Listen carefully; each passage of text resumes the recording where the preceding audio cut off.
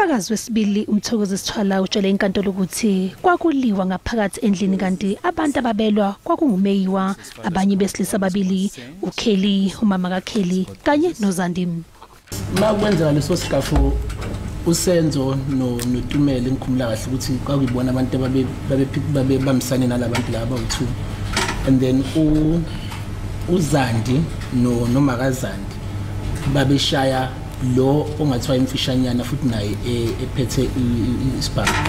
Uthi emva nje kwengxabano engathathanga isikhathi eside kwabe sekuqhuma isibhamu. Akuzange kuze kube into ngathi isigafu lesithatha isikhathi eside, into eyenzeka fast to a point ukuthi qedela sona.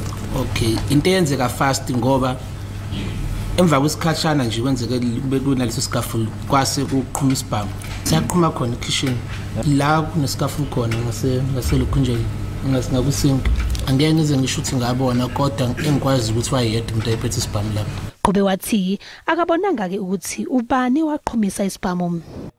Emva kokuqhuma kwesibhamu ngacanga ngisathusa wonke umuntu, and then ngabona ukuthi ngathi kuyahlukanwa. Uthi wabaleka yena waphumela eminyango, uSenzo yena waphambana naye. Mina ngikhumbulayo ukuthi mina ngaphuma ngomnyango ngibaleka.